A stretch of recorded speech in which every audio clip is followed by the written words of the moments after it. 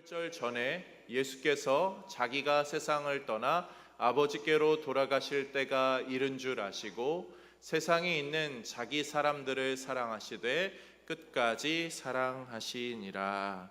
아멘. 이 말씀으로 한 끗 차이라는 제목으로 하나님 말씀 전하겠습니다.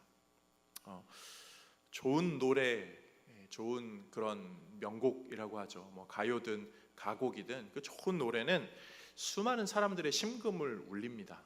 그래서 각자 좋아하는 노래들이 하나씩은 있어요. 시대가 지나도 그런 노래들은 사랑을 받고요.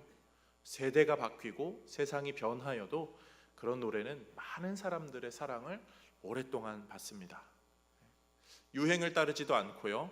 여전히 많은 사람들이 그 곡을 또 때때마다 찾아서 듣고 부르고 그러고 있습니다.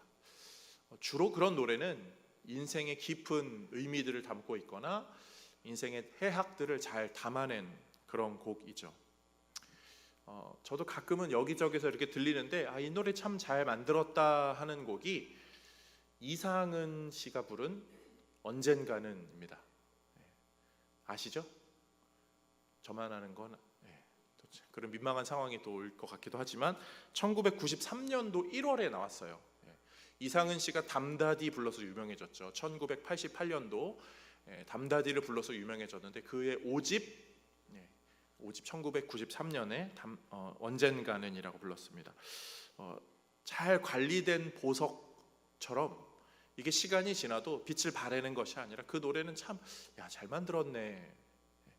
언젠가는 우리 다시 만나.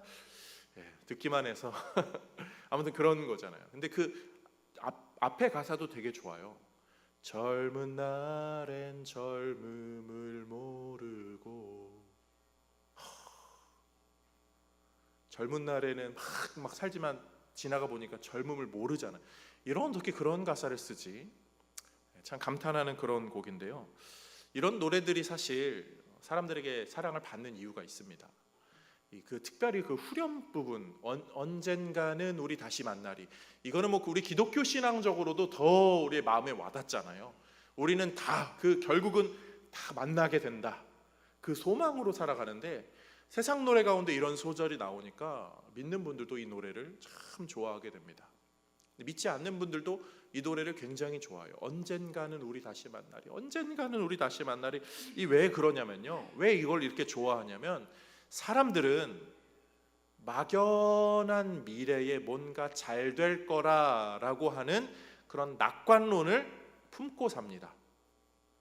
현실이 너무 팍팍하고 어려워서 지금 이대로 이렇게 살다가는 뭐가 어떻게 될지 모르겠는데 그냥 가까운 미래에도 어떻게 될지 모르고 불안에 떨고 있지만 언젠가는 다 만나겠지. 먼저 세상 떠난 분들 뭐 이런 사람들 언젠가 다 만나서 회포를 풀을 그럴 때가 오겠지. 그 막연한 미래에 대한 여지를 좀 두는 거죠.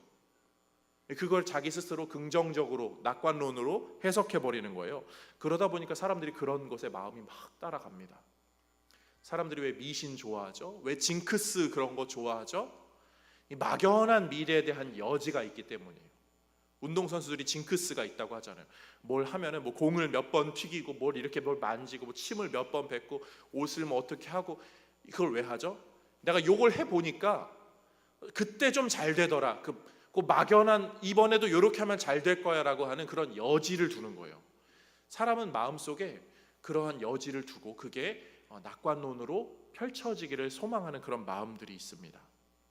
근데 우리 기독교 신앙은 그런 정도는 아니죠.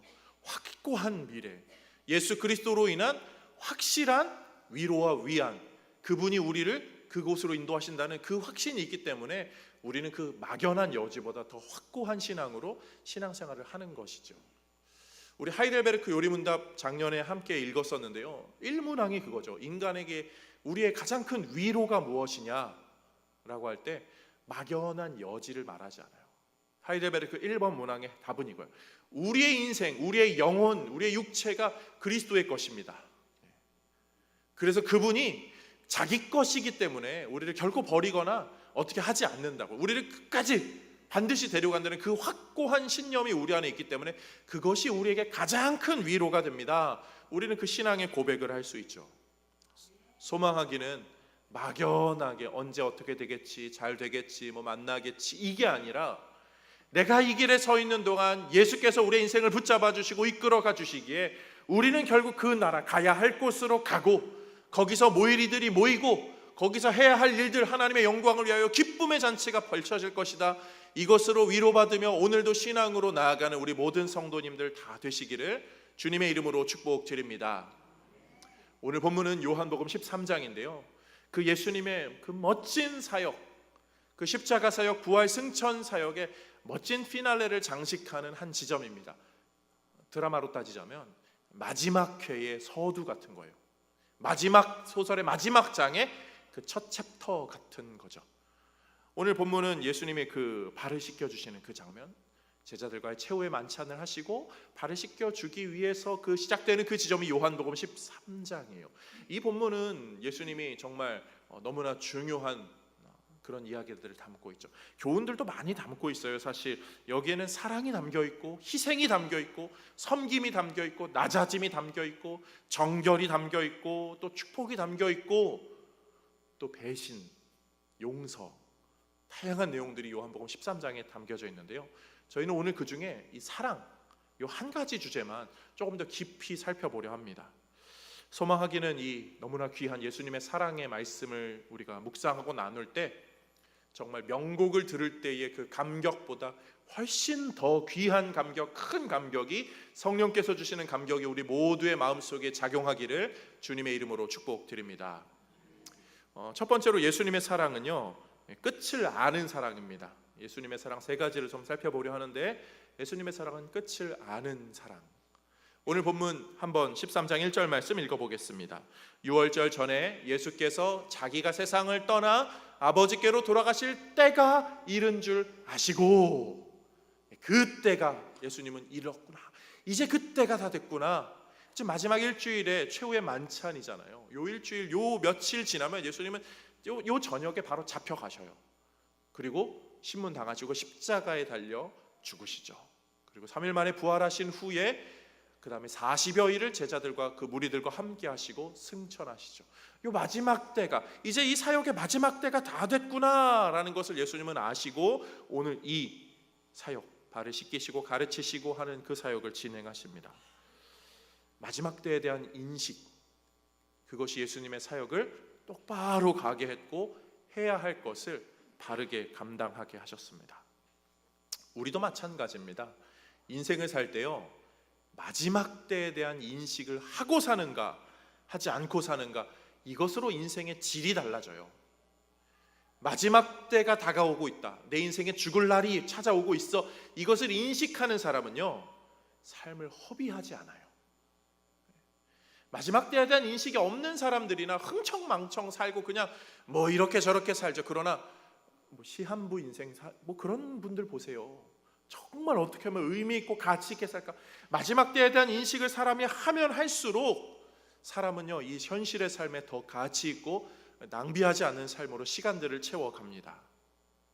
지금 우리가 살아가는 시대가 정말 세속적이라고 하고 비인격적이라고 하고 자기중심적이라고 하는 이 물질 만능의 시대로 젖어들었다라고 하는데 왜 그런가라고 했을 때 일부 분들은 그렇게 얘기를 해요.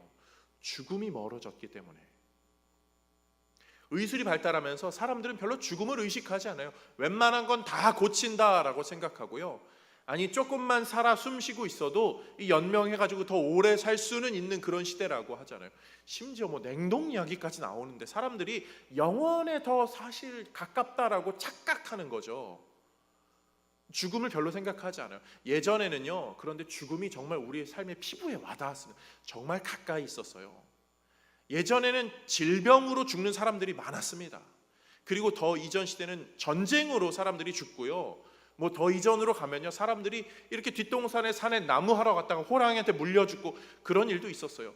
뭐 이런 일이 뭐 배고파서 굶어 죽는 그런 일들도 있었고 뭐 이렇게 사고 당해서 죽는 일들도 있었죠.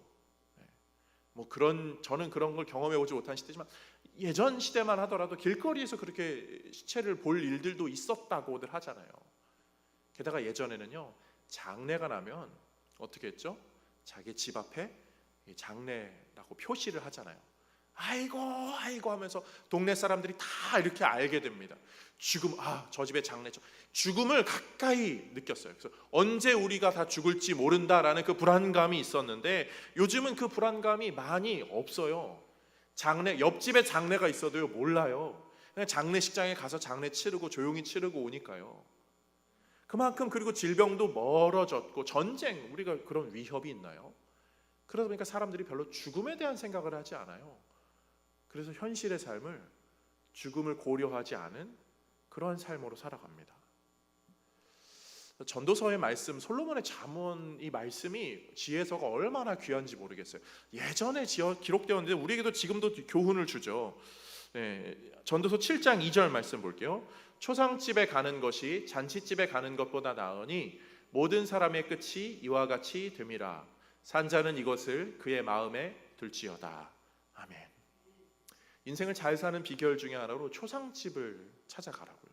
죽음을 더 가까이 두고 살라고, 염두에 두고 살라고요. 요즘 사람들은요, 잘 살고 싶어서 예전 얼마 전까지만 해도 웰빙이라는 단어에 굉장히 열풍을 갖고 있었어요. 좋은 거 먹고 깨끗한 거 먹고 유기농 먹고 막 그런 거, 웰빙 푸드, 뭐 웰빙 뭐 이렇게 저렇게. 그런데 정말 거기서 조금 더 나아가서 정말 잘 살기 위해서는 웰다잉을 해야 된다고 하죠. 잘 죽는 거, 그거를 고찰해 보라고요. 잘 죽는 걸 고찰하는 건 그냥 잘 죽을 준비가 아니라, 아이러니하게도 죽음을 깊이 사유하면서 현실의 삶을 훨씬 더 가치 있게 살게 된다. 그래서 요즘 이런 그런 웰다잉, 죽음에 관하여서 그런 강좌, 강의들, 그런 것이 심심치 않게 열리는 이유가 그런 거예요. 근데 성경은 이미 초상집에 가는 게 훨씬 더 중요하다, 우리에게 늘 이미 가르쳐주고 있었죠. 예수님의 사역이 바로 그런 거였어요. 마지막 때, 이 정말 내가 죽고 부활 승천하는 그 마지막 때가 이른 줄 알기에 예수님은 그 마지막 때에 대한 인식이 있어서 현재의 사역 가운데 무엇을 해야 할지를 방향성을 확실히 잡고 제자들에게 그 사역을, 사랑을 가르치시고 발을시키시는 사역을 하셨죠. 우리도 마찬가지입니다. 사람은요, 종착지에 대한 인식이 있어야 돼요. 죽음에 대한 인식이 있어야 한다는 거죠. 죽음을 두려워해도 괜찮고요, 죽음을 두려워하지 않는 각오도 괜찮습니다. 그런데 죽음을 생각지도 않는 인생만큼은 우리가 되지는 말아야 돼요. 죽음을 두려워하는 사람들은 어떻게 살죠? 죽기 싫어서 열심히 삽니다. 죽기 싫어서 운동하고요, 죽기 싫어서 더 뭔가를 더 악착같이 살아갑니다. 그게 죽음을 두려워하는 사람들의 모습이에요. 죽음을 두려워하지 않는 사람들은 어떠하죠? 이순신 장군처럼 필사즉생, 죽기를 각오하고 죽음도 두렵지 않아, 나는 죽음도 두려워하지 않고 살 거야, 그 각오로 살아가는 사람들은요 오히려 더 잘 살고 더 열심히 살아요. 근데 죽음을 전혀 염두에 두고 살지 않는 사람들은 뭐죠? 무식한 사람이 신념을 가지면 가장 무섭다고 하잖아요. 자기 맘대로 사는 거예요. 이렇게 되든 저렇게 되든 모르겠다. 그 사람들은요, 자기 인생만 해치는 게 아니라 주변 사람들의 인생들까지도 악영향을 끼치게 되죠. 신자는 어때야 됩니까? 죽음을 두려워하거나 죽음을 두려워하지 않는 인생. 우리 신앙의 선배들이 그러하였어요. 죽음을 두려워하지 않는 분들이 있었죠. 사도들, 요한을 제외한 다른 사도들은 다 순교했어요. 베드로 사도, 바울 사도 십자가에 거꾸로 매달려 죽었다고도 하기도 하고 참수를 당하기도 하고, 그렇게 죽음을 두려워하지 않고 예수 복음 전하면서 살았죠. 죽음을 두려워한 사람들도 있어요. 그런데 다윗 보세요. 스올의 그 깊은 골짜기, 하나님 나를 거기서 좀 건져주옵소서, 죽음을 두려워하는 그런 모습. 그렇지만 그렇기 때문에 그 죽음보다 더 크신 하나님을 의지하는 그 신앙이 그에게 있었죠. 사랑하는 성도님들, 죽음 앞에 겁을 내는 자여, 주 예수 앞에 아뢰라. 죽음이 두렵든 죽음이 두렵지 않든 예수 앞에 가지고 나와 신앙으로 세워지는 우리 모두가 되기를 주님의 이름으로 축복드립니다. 성경은 우리에게 죽음 그 너머에 있는 것들을 분명히 알려주죠. 빌립보서 3장 20절 21절, 그러나 우리의 시민권은 하늘에 있는지라 거기로부터 구원하는 자 곧 주 예수 그리스도를 기다리노니 그는 만물을 자기에게 복종하게 하실 수 있는 자의 역사로 우리의 낮은 몸을 자기 영광의 몸의 형체와 같이 변하게 하시리라. 아멘. 죽음으로부터 우리를 구원하시는 분, 죽음에서 우리를 건지시고 부활하게 하시는 분, 거기서부터 오셔서 우리를 구원하시는 분, 그분이 계시기 때문에 죽음이 두렵든 두렵지 않든 예수 의지하는 신앙으로 살 수 있다. 성경은 우리에게 가르치고 있습니다. 예수님은 또 우리에게 뭐라 말씀하셨죠? 요한복음 11장 25절 26절 예수께서 이르시되 나는 부활이요 생명이니 나를 믿는 자는 죽어도 살겠고 무릇 살아서 나를 믿는 자는 영원히 죽지 아니하리니 내가 이것을 믿느냐? 아멘. 우리는 아멘으로 받을 수밖에 없어요. 한 가지 구절 더 볼까요? 고린도후서 5장 1절 만일 땅에 있는 우리의 장막집이 무너지면 하나님께서 지으신 집 곧 손으로 지은 것이 아니요 하늘에 있는 영원한 집이 우리에게 있는 줄 아느니라. 아멘. 육신의 장막이 무너져도 우리는 절망하거나 낙담하지 않아요. 하늘에 있는 집이 세워져 있음을, 그 부활의 신앙이 우리에게 있기 때문이죠. 죽음이 두렵죠. 저도 죽음이 두려워요. 그렇지만 죽음 너머에 있는 그 주님이 계시고 주님의 약속이 계시고 주님이 예비하신 것이 있기 때문에 주님이 주시는 은혜에 따라서 때로는 죽음을 두려워하지도 않는 신앙, 그러나 죽음을 인식하고 의식하면서 끝이 있음을 알기에 현재의 삶을 더 하나님을 향한 영광으로 채워가는 귀하고 복된 성도님들 다 되시기를 주님의 이름으로 축복드립니다. 두 번째로요, 우리가 배울 수 있는 예수님의 사랑은 끝까지 하는 사랑입니다. 끝까지 하는 사랑. 오늘 본문 다시 한번 읽어보겠습니다. 유월절 전에 예수께서 자기가 세상을 떠나 아버지께로 돌아가실 때가 이른 줄 아시고 세상에 있는 자기 사람들을 사랑하시되 끝까지 사랑하시니라. 아멘. 예수님 사랑은 끝까지 사랑하는 그 사랑이죠. 이 끝까지라는 것은 발을 씻기는, 예수님이 제자들의 발을 씻기고 낮아지는 그런 것을 이야기하기도 하지만 이 본문을 기록한 요한은 이미 예수님의 부활 승천을 다 경험한 사람이에요. 예수님의 그 죽음까지도, 그 끝까지 제자들을 사랑하셨던 그 예수님의 사랑을 알기 때문에 예수님이 자기 사람들을 끝까지 사랑하셨습니다 라고 기록을 하는 거죠. 얼마나 예수님의 사랑이 큰 사랑인가요? 그분의 사랑이 얼마나 귀한 사랑인가요? 예수님의 큰 사랑을 조금 더 우리가 알고 알아보기 위해서는요, 제자들의 모습을 살펴보면 또 조금 알 수 있어요. 제자들이 어떤 제자들이었죠? 오늘 요 시점에 관련돼서 제자들의 모습을 한번 떠올려 봅시다.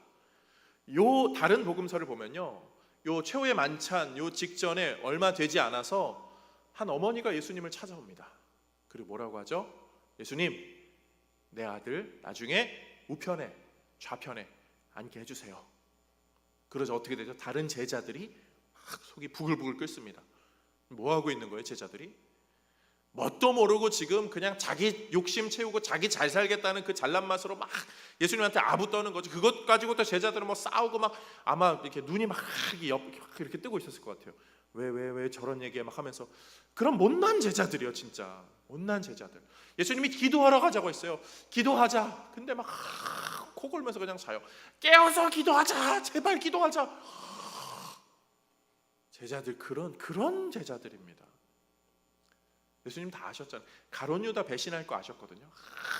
조금 있다가 제 대제사장 올 텐데 어떻게 하지? 이렇게 확 껴안고 부드럽게 입맛 좀 싹 하면서 예수님 이렇게 좀 할까? 머릿속에 막 굴리고 있고 돈 얼마 버들 생각하고 있고 그런 제자들의 모습입니다.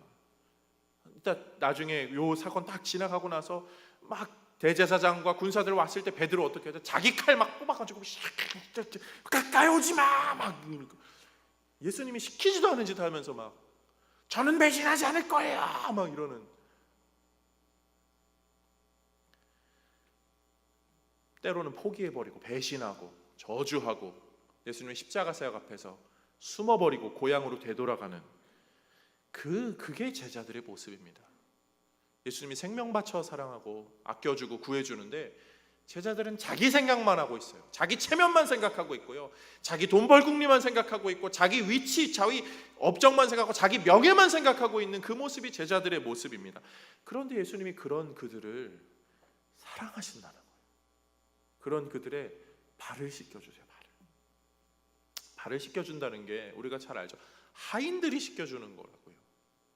하인이 없으면 거기서 가장 말제되는 사람이 발을 씻겨주는 문화가 있었다고 해요. 예수님이 지금 의도적으로 발을 씻긴다는 것은 허리에 딱 수건을 두르고 제자들의 발을 씻기는 것은 내가 우리들 중에 가장 낮은 자가 될게, 내가 그 역할 할게. 진짜 꼴도 보기 싫은 제자들인데 그런 제자들에게 예수님, 아니 그 수건을 그냥 발 닦은 다음에 내가 닦아준 줄 알았지 자식 하면서 얼굴에 그냥 이렇게, 죄송합니다, 제가 좀 약간 흥분했어요. 근데 그게 우리 모습이잖아요. 사실 이 모습을 보는데 저는 그게 우리 모습인 것 같아요. 신앙생활 한다고 하는데 나 잘 되는 것만 신경 쓰고 있고요, 내 체면만 생각하고 내 명예만 생각하고 있고, 그게 우리의 모습 아니에요? 근데 주님이 그런 우리를 사랑하신대요. 끝까지 사랑하신대요. 예수님이 발을 내미시면서 야, 발 좀 닦아라. 주님, 제가 어떻게 예수님의 발이라도 닦을 수 있나요?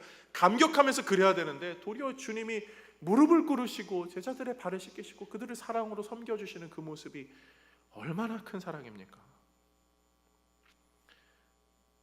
하나님은 우리를요 조건으로 사랑하지 않으세요. 주님이 우리를 조건 때문에 사랑하셨다면 우리는 낙제예요, 낙제. 우리는요 그런 거죠. 무슨 박물관에 어린아이들 풀어놓으면 꼭 조심성 없는 어린이, 얼마 전에도 그런 뉴스 봤는데 이렇게 하다가 옆에 툭 쳐가지고 조심성 없이 툭 쳐가지고 와르르 깨져버린 그 작품, 뭐 몇십억 하는 거 그런 것들 와르르 깨져버린 거, 그게 우리잖아요. 우리가 하나님의 일을 뭘 도울 수가 있습니까? 주의 영광을 위해 우리가 뭘 더 할 수 있습니까? 우리가 만지는 것마다 다 더러워져요. 다 때묻고 다 뭔가 문제가 생기고, 우리가 주의 영광을 위해 산다고 하지만 주의 영광을 더럽히는 인생들이었잖아요. 그런 부족한 존재들인데 주님이 우리를 사랑하셔요. 그것 때문에 너 미워한다, 그것 때문에 너 내쫓아버릴 거야, 너 같은 자식이 무슨 내 하나님의 자녀야? 너 때문에 교회가 얼마나 힘들어졌는데, 너 때문에 지금 기독교인들이 어떤 인상을 받는데, 우리는 그러면 다 내쳐질 존재들입니다. 그런데 예수님이 붙잡아 주세요. 예수님은 배반하는 베드로 제자들 다 사랑해 주시고 품어 주시고요. 사도 바울, 예수님 핍박하던 그 사도 바울, 예수님 믿는 사람들 잡아가던 사람들을 다 품어주시고 사랑으로 해서 사도로 세워주시고요. 다윗이 보세요. 오늘 오후 말씀이 다윗과 밧세바 사건인데요, 그 범죄 저질러도 하나님이 그것 때문에 너 미워한다, 너 내쳐버렸다, 이게 아니라 하나님이 그래도 다윗을 사랑으로 이끌어가 주시죠. 그게 진짜 끝까지 하는 사랑이에요. 끝까지 하는 사랑. 요한은 그 끝까지 하는 사랑을 다른 성경 요한 1서에서 이렇게 말하죠. 요한 1서 4장 16절 17절, 하나님이 우리를 사랑하시는 사랑을 우리가 알고 믿었노니 하나님은 사랑이시라. 사랑 안에 거하는 자는 하나님 안에 거하고 하나님도 그 안에 거하시느니라. 다음 17절이요. 이로써 사랑이 우리에게 온전히 이루어진 것은 우리로 심판날에 담대함을 가지게 하려 함이니 주께서 그러하심과 같이 우리도 이 세상에서 그러하니라. 16절의 내용과 17절의 내용을 한 번 더 잠깐 보겠습니다. 16절의 내용은 하나님의 사랑을 우리가 알게 됐다고요.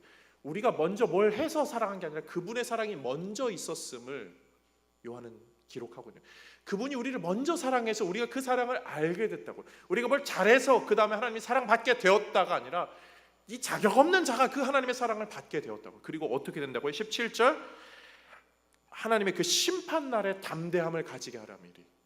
그 마지막 때까지 그게 그 담대함으로 우리에게 작용한다고요. 마지막 때가 되면 어떤 일이 벌어질까? 주님이 탁 이렇게 오셔요. 그러면 우리는요 우리의 공로를 가지고, 주님 오시기를 얼마나 기다렸는지 모르겠어요. 주님이 오실 때까지 제가 얼마나 신앙생활 열심히 했는데요, 제가 저희 교회 지을 때요 벽돌 몇 장 맞습니다. 제가 교회 성도 몇 명 전도했거든요. 제가 주님 얼마나 봉사 열심히 했네요. 제가 20년 근속 주방 봉사예요. 제가 뭐 차량 운행했습니다. 뭐 이것저것 다 얼마든지 그런 공로로 하나님 앞에 우리가 자랑할 수 있을까요? 하나도 못해요. 그게 의의가 아니거든요. 그게 하나님한테 우리가 드러내고 막 이것 때문에 하나님 저 잘 되게 해주세요. 저 천국 가게 해주세요. 이렇게 할 수 없어요. 우리는 오히려 그게 너무나 부끄러울 존재들이에요. 우리 여기 권사님들 계시지만 젊은 날에 그렇게 열심히 신앙생활 충성 봉사하셨음에도 돌아보면 그러잖아요. 더 열심히 했어야 되는데 목사님, 하나님 앞에 가면 더 하죠. 내가 그 젊을 때 더 힘 있을 때 더 열심히 했어야 되는데 우리는 그 의의로 하나님 앞에 당당할 수 없어요. 더 죄스럽습니다. 그런데 우리가 더 당당하게, 훨씬 더 당당할 수 있어요. 왜요? 그분의 사랑 때문에. 사랑받는 자녀는 당당하잖아요. 부모한테 엄마, 아빠, 나 이것 좀 해주세요. 나 저것 좀 해주세요. 저 이거 먹고 싶어요. 뭐 이거 하고 싶어요. 뭐 잘한 것도 없는데 당당하게 사랑받는 걸 아니까 그런 거죠. 우리도 그 사랑 때문에 하나님 앞에 오히려 그 마지막 때요 훨씬 더 당당할 수 있어요. 잘한 거 없어요. 그런데 우리가 하는 거 하나, 하나님이 나를 사랑하셔서 아들 예수 그리스도를 보내주시고 그분을 죽기까지 나를 사랑하셨다는 그 사랑을 나에게 심어주셔서 나는 그 사랑에 힘입어서 하나님의 자녀 됐습니다. 하나님, 저 하나님 자녀예요. 주의 나라로 얼른 같이 빨리 들어가요. 우리 그런 당당함으로 살 수 있죠. 그 하나님의 사랑이 우리에게 주어졌습니다. 하나님의 사랑은요 백지수표 같아요. 우리에게 다 백지수표 주신 거죠. 또 이렇게 말하니까 백지수표를 구경도 못 해보신 분들이 계실까 봐. 구경해 보셨어요? 구경 못 해보시, 그럴 줄 알았어요. 저는요 백지수표 구경을 해봤습니다. 심지어 백지수표를 사용해 봤어요. 근데 왜 뭐 부자가 재산이 뭐 그런 건 아니고요. 백지수표가요 다른 건 아니고, 제가 캐나다 있을 때, 캐나다에서 살면 이렇게 계좌를 만들어야 돼요. 은행에 가서 계좌를 만들면 돈이 많든 적든 수표 뭉치를 줍니다. 그게 백지수표예요. 이렇게 우리나라는 이렇게 은행에서 수표 한 장 한 장 이렇게 뭐 이렇게 해야 되잖아요. 근데 거기 문화는 그게 아니라 이렇게 수첩책 같은 게 있어요. 거기에 그럼 딱 백지고 본인 계좌와 그 바코드가 있습니다. 그러면 거기서 이렇게 내가 써서 뭐 35,000원, 뭐 2,000원, 뭐 3,000원 이렇게 돼도요, 그 통장 안에 그 금액이 있으면 그 수표는 그 역할을 하는 거예요. 내 이름 쓰고 날짜 쓰고 사인하고 탁 하면은 사인과 딱 대조되면 그 수표 있는 사람한테 그게 딱 지급이 되거든요. 그게 백지 수표죠, 실질적으로. 그쪽은 그런 책자가 딱 있어요. 우리가 하나님께 받은 백지 수표는 그런 거예요. 그분의 그 계좌는 마르지 않죠, 사실. 그리고 우리로 하여금 기도로 적게 하는 거예요. 구하게 하는 거죠. 그러면 하나님께서 적절한 때 그것을 은혜로 내려주시는 그 놀라운 사랑. 야, 나는 이 모든 게 다 네 거야. 이게 하나님이 우리에게 주신 그 큰 사랑이죠. 하나님의 그 큰 사랑, 마지막 그 잔고의 마지막 끝까지도 하나님은 우리를 위해 사용하실 분이십니다. 그것을 우리는 어떻게 고백하죠? 마지막 피 한 방울 나를 위해 흘렸네. 그 피가 내 죄 씻었네. 그 마지막 피 한 방울까지도 하나님이 너를 위해 쓰겠다. 너가 여기 이렇게 해서 기록한 거, 너의 구원을 위해, 너의 사랑을 위해 내가 쓰겠다. 너가 아무리 추하고 아무리 부족하고 아무리 미련할지라도, 아무리 생각 없이 너의 욕심으로 살지라도 내가 너를 사랑한다. 내가 너를 선택했다. 끝까지 하시는 그 사랑 기억하며 사는 우리 모두가 되기를 주님의 이름으로 축복드립니다. 아멘이죠. 우리 권사님 감사합니다. 마지막 세 번째로 예수님의 사랑은요 끝없는 사랑이에요. 끝을 아는 사랑이 예수님의 사랑이고 끝까지 아는 사랑이 예수님의 사랑인데, 끝없는 사랑, 그것을 넘어선 끝없는 사랑이 예수님 사랑이죠. 예수님은 오늘 본문에 이 제자들의 발을 씻기시고 식사를 마치신 후에 결국 로마의 병사들에 의해 끌려가고 십자가의 죽음을 당하십니다. 매질을 당하시고 죽임을 당하시죠. 그 십자가 사역을 하시면서 예수님께서 그때까지도 우리를 위한 구원의 메시지를 선포하셨고요. 그리고 다 이루었다라고까지도 말씀하시죠. 예수님의 그 다 이루었다라는 것이 무엇을 담고 있나요? 오늘 본문의 7절 말씀을 보니까 저는 그게 더 깊이 와닿더라고요. 함께 읽어보겠습니다. 예수께서 대답하여 이르시되 내가 하는 것을 네가 지금은 알지 못하나 이후에는 알리라. 아멘. 한 번 더 읽어볼까요? 시작. 예수께서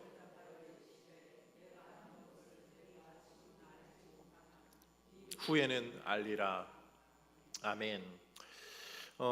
예수님이 이후에는 알리라 더 먼 미래의 것까지도 약속해 주셨어요. 확언해 주셨죠. 예수님이 다 이루었다 할 때 그 순간에, 다 이루었다라고 하는 시점에 제자들의 모습은 어떠하였죠?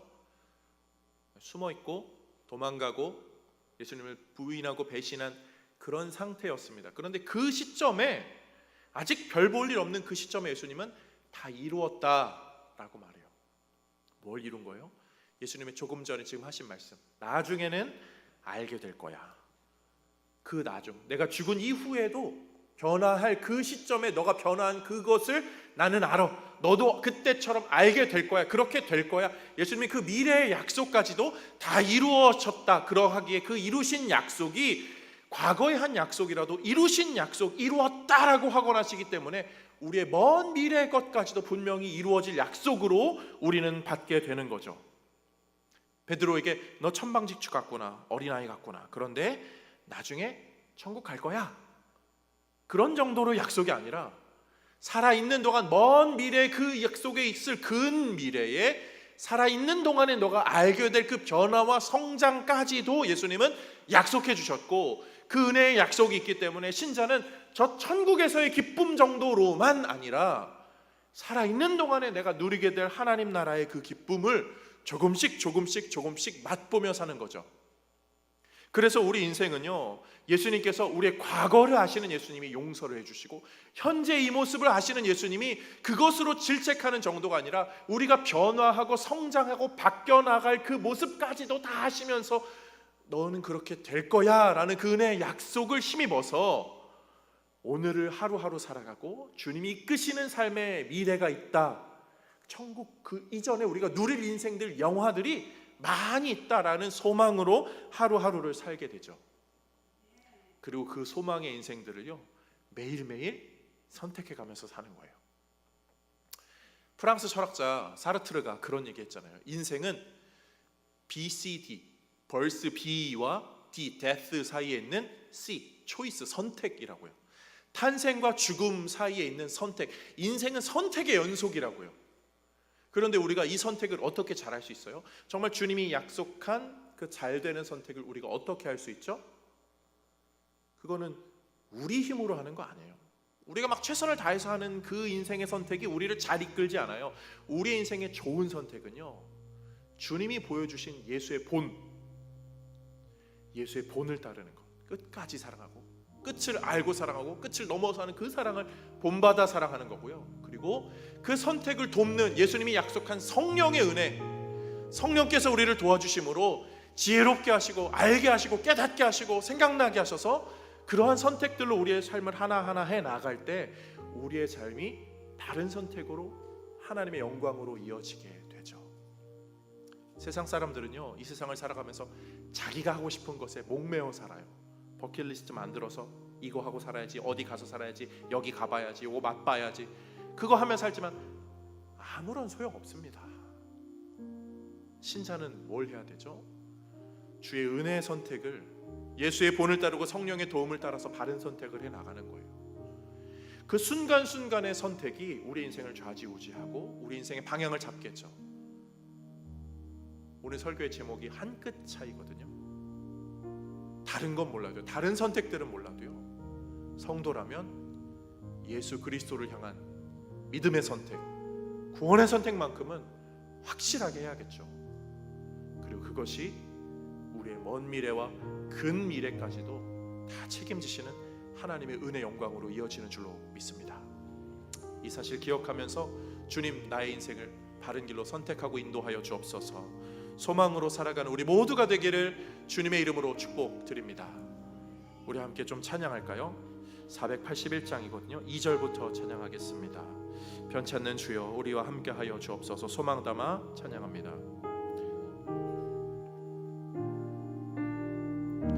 내 사는 날이, 내 사는 날이 속히 지나고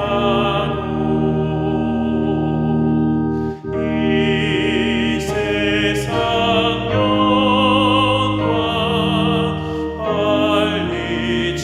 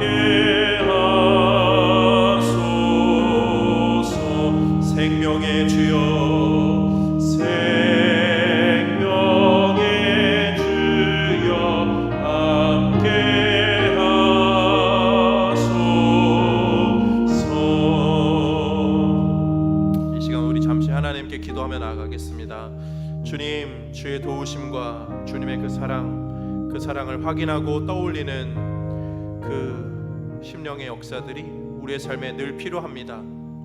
우리의 삶 속에서 주님 늘 떠나지 마시고 우리와 늘 교제하여 주옵시며 우리의 모든 선택 가운데 함께하여 주시고 생명 끝까지 주님을 따르는 우리 모두 되게 하여 주옵소서. 우리의 인생과 우리의 삶을 주님께 내어 맡기면서 사랑하는 주님 이름 한번 부르며 함께 기도하겠습니다. 주여